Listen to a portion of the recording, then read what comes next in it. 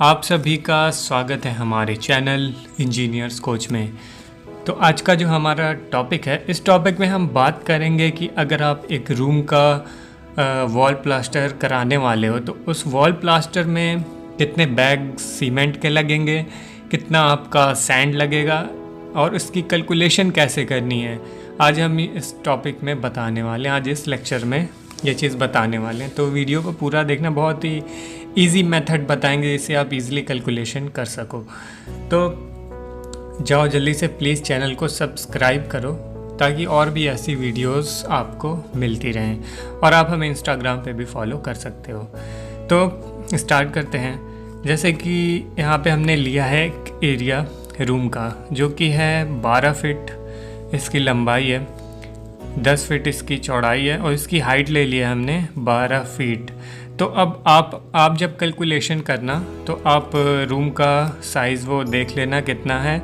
हमने यहाँ पे एक एग्जांपल के लिए लिया है, आपका रूम जितने भी साइज़ का हो, 11 बाई 10 या 11 बाई 12, ठीक है। तो यहाँ हमने एक जो वैल्यू ले ली है, आप अपने हिसाब से मेज़रमेंट कर लेना अपने रूम का कि उसकी हाइट कितनी है, चौड़ाई कितनी है, लंबाई कितनी है, ठीक है।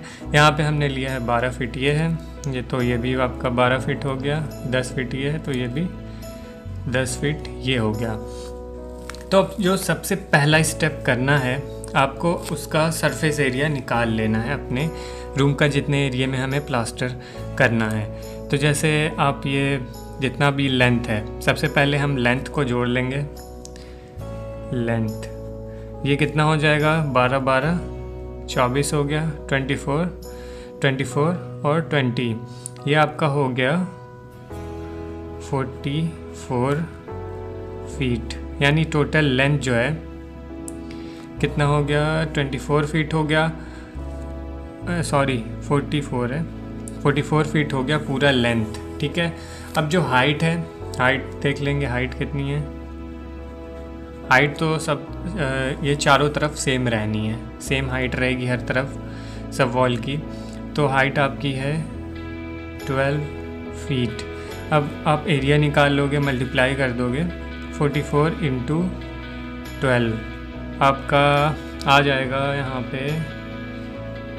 ये आ जाएगा 528 स्क्वायर फीट में आ जाएगा। ये किस में आ जाएगा, स्क्वायर फीट में आ जाएगा। अब ये सरफेस एरिया आपका, तो ये हमने सरफेस एरिया निकाल लिया है 528 स्क्वायर फीट।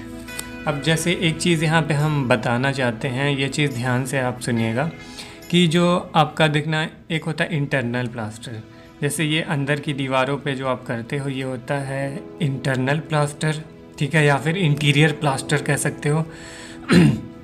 और दूसरा होता है एक्सटीरियर प्लास्टर जो बाहरी दीवारों पे होगा। बाहरी दीवारों पे वो बाहरी दीवारें हो गई जहाँ से आपका बारिश का पानी डायरेक्ट वॉल पे पड़ना है और डायरेक्ट धूप पड़ना है, तो वो एक्सटीरियर वॉल होती है, एक्सटीरियर प्लास्टर वहाँ पे करते हैं।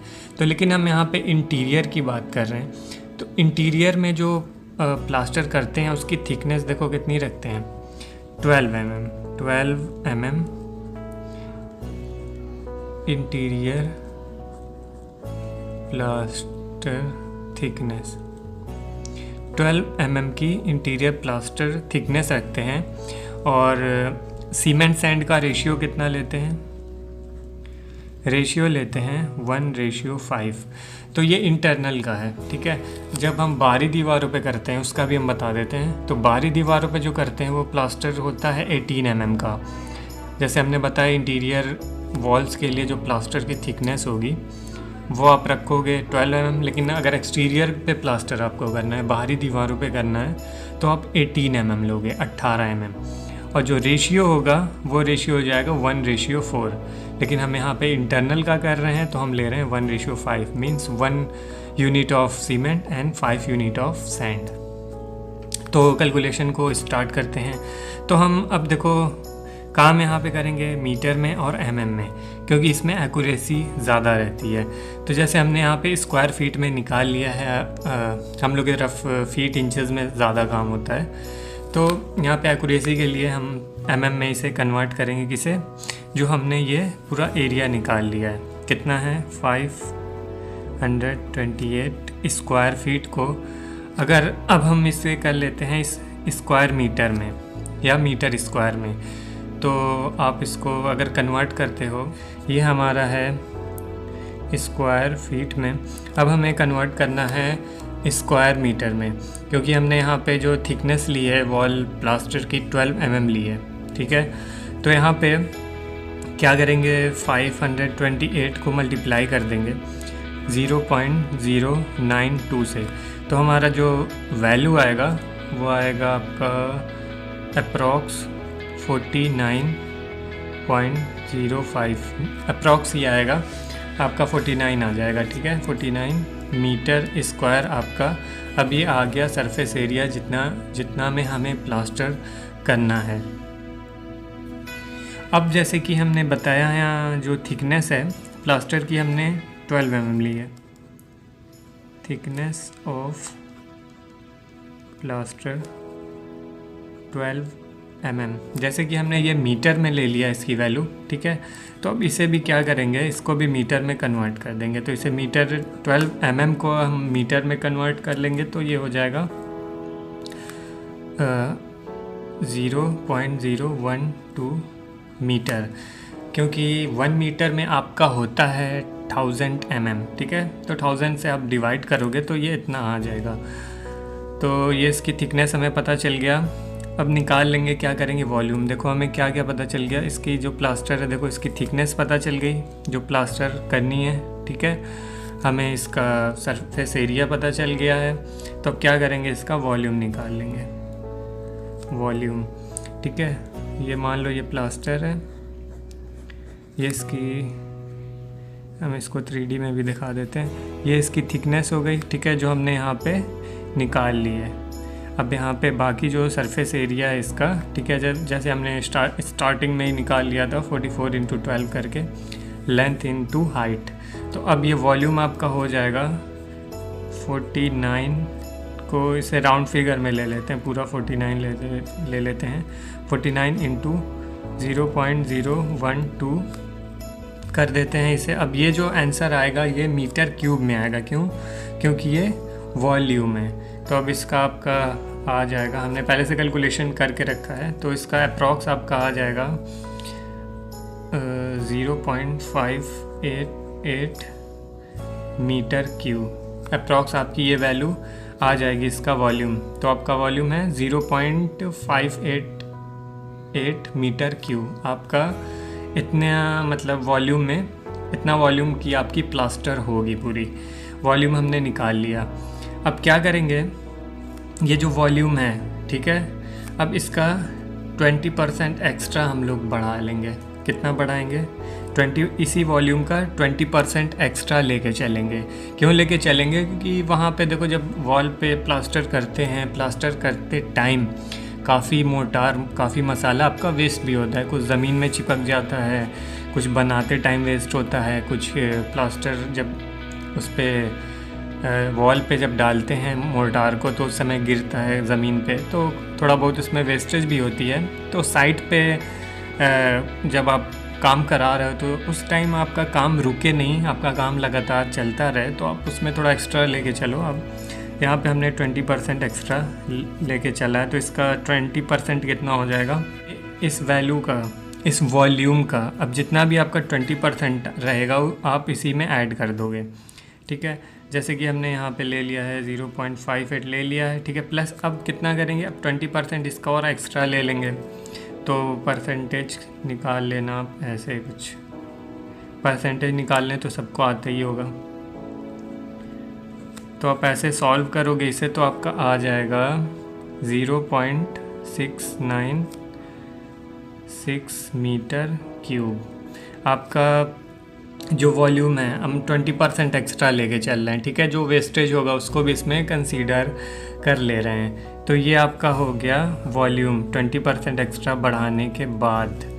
अब यहाँ पे इसके बाद देखो क्या होता है, जब मसाला गीला होता है तो उसका वॉल्यूम थोड़ा कम होता है, ठीक है, लेकिन जब मसाला सूख जाता है तो उसका वॉल्यूम हल्का सा बढ़ जाता है, ठीक है। तो ये जो अभी निकला है ये हमारा है वेट वॉल्यूम, वेट वॉल्यूम, ठीक है। अब ड्राई वॉल्यूम में इसे कन्वर्ट कर लेते हैं। ड्राई वॉल्यूम में कन्वर्ट करने के लिए क्या है, जो ये वैल्यू है 0.69 को मल्टीप्लाई 69 को मल्टीप्लाई कर देते हैं किससे, 1.35 से हम मल्टीप्लाई करेंगे तो आपकी जो वैल्यू आएगी वो आ जाएगी 0.93 मीटर क्यूब। अब ये है आपकी वेट वॉल्यूम, मतलब सूखने के बाद जो हमें वॉल्यूम मिलेगी। तो यहाँ पे हमने देखो वेट से ड्राई में क्यों कन्वर्ट किया है, इसका रीज़न बता दें। क्योंकि अगर आप वेट वॉल्यूम के अकॉर्डिंग मंगाओगे तो आपका मटेरियल कम पड़ जाएगा। क्योंकि हम लोग जैसे कि हमने बताया, जब मोर्टार गीला रहता है, जब उसमें मॉइस्चर रहता है तो उसकी जो वॉल्यूम रहती है कम रहती है, लेकिन सूखने के बाद एक्सपेंड होती है। तो हम जो भी मटेरियल मंगाएंगे, उसकी जो भी मटेरियल हम मंगाएंगे वो देखो गीला तो मंगाएंगे नहीं, उसमें मॉइस्चर तो होगा नहीं, सूखा आना है, पूरा सूखा सैंड आएगा। सीमेंट भी सूखी हुई होती है। तो आखिर हमें ड्राई वॉल्यूम निकालने की यहाँ पे ज़रूरत है कि क्योंकि कंस्ट्रक्शन के टाइम मटेरियल कम ना पड़े, पहले से हम बता दे रहे हैं। ठीक है, वेट वॉल्यूम और ड्राई वॉल्यूम में क्यों हम कन्वर्ट किए हैं वेट से ड्राई में। तो अब ये पेज चेंज कर देते हैं। अब जैसे कि हमने ड्राई वॉल्यूम निकाल लिया है, यहाँ पे एक बार फिर लिख देते हैं 0.93 मीटर क्यूब। ये है आपकी ड्राई वॉल्यूम। अब आते हैं सीमेंट के बैग्स पे। सीमेंट के बैग्स कैसे निकालना है सीमेंट, तो देखो पहले हमने क्या करना है, 0.93 पहले वो वॉल्यूम ले लिया। अब वॉल्यूम को किससे हम लोग डिवाइड करेंगे, जैसे कि हमने स्टार्टिंग में ही बताया था कि जो रेशियो लेंगे, रेशियो सीमेंट सैंड का, इंटीरियर प्लास्टर है तो हम यहाँ पे 1:5 ले रहे हैं। Means 1 ratio of cement and 5 ratio of आपका सैंड है। तो यहाँ पे क्या करेंगे, इससे डिवाइड किससे करेंगे, इसके सम से। 1 + 5 कितना हो गया, 6 हो गया। ठीक, अब यहाँ पे मल्टीप्लाई करेंगे किससे, डेंसिटी ऑफ सीमेंट से। तो डेंसिटी ऑफ सीमेंट आपकी होती है 1440 kg मीटर पर मीटर क्यूब, आपकी डेंसिटी होती है सीमेंट की। ठीक है, ये है, यहाँ पे लिख देते हैं डेंसिटी ऑफ सीमेंट। ठीक है, तो यहाँ पे अगर इसको आप फिर सॉल्व करोगे तो आपका वैल्यू आ जाएगा 223 kg।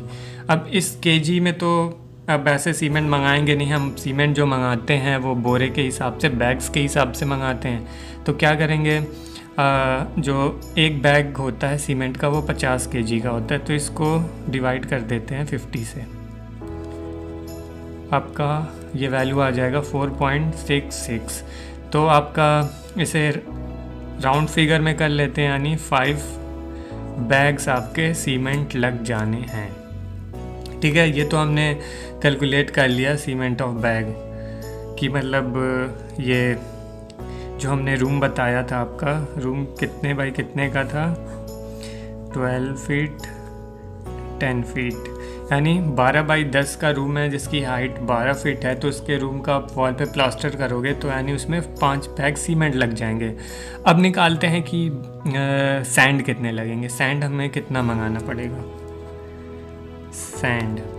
तो यहाँ पे क्या करेंगे, इसका जो फॉर्मूला है वॉल्यूम ऑफ सीमेंट इनटू कितना पार्ट था हमने बताया था सैंड का, 1 part of cement and 5 part of sand. तो वॉल्यूम ऑफ सीमेंट इनटू 5। तो वॉल्यूम ऑफ आप सीमेंट निकालोगे तो इसको सॉल्व करोगे आप, ये हिस्सा सॉल्व कर लेते हो तो आपको सीमेंट की वॉल्यूम निकल जाएगी 0.93 डिवाइडेड बाई 6। तो ये आपकी जो वैल्यू आएगी 0.155। तो इस पार्ट को सॉल्व करोगे तो ये वॉल्यूम है। ठीक है, ये आपका वॉल्यूम निकल गया सीमेंट की वॉल्यूम ऑफ सीमेंट। अब इस वॉल्यूम ऑफ सीमेंट को 5 से मल्टीप्लाई कर रहे हैं। क्यों, यहाँ पे देखो 1 पार्ट ऑफ सीमेंट था, ठीक है, एंड 5 पार्ट ऑफ सैंड था। तो इसको 5 से इसीलिए हम मल्टीप्लाई कर रहे हैं वॉल्यूम ऑफ सीमेंट सीमेंट से, तो हमें सैंड की क्वांटिटी पता चल जाएगी। तो अब यहाँ पे हम लोग मल्टीप्लाई करेंगे तो आपका ये आएगा 0.775 मीटर क्यूब। ठीक है, इतना आपका इतना आपको सैंड मंगाना पड़ेगा। 0.775 मीटर क्यूब आपको सैंड मंगाना पड़ेगा। लेकिन क्या होता है, सैंड जो होता है वो क्यूबिक फीट में मंगाया जाता है। तो आप इसे क्यूबिक फीट में कन्वर्ट करना चाहते हो तो क्या करोगे, आप इसे 0.775 को मल्टीप्लाई कर देते हो 35.31 से, तो आपकी वैल्यू आएगी 27.36 क्यूबिक फीट। तो आप ऑर्डर कर देना इतना क्यूबिक फीट ऑफ सैंड। तो ऐसे आप निकाल सकते हो सीमेंट की और सैंड की क्वांटिटी। तो अभी हम देने वाले हैं एक टिप जिससे आप प्लास्टरिंग की कॉस्ट बचा सकते हो। यहाँ पे एक चीज़ आपने नोटिस किया होगा कि हमने सीलिंग जो है, छत की प्लास्टरिंग की बात नहीं की। क्यों नहीं की? यहाँ पे हम एक टिप्स देना चाहते हैं आपको कि देखो, कभी भी शटरिंग कराना, जो फॉर्मवर्क होता है, लिंटर जो स्लैब पड़ता है, जिसे देसी लैंग्वेज में लोग लिंटर कहते हैं, ऐसा कोई वर्ड नहीं है लेकिन लोग यूज़ करते हैं, वो एक्चुअल वर्ड होता है स्लैब की कास्टिंग। ठीक है।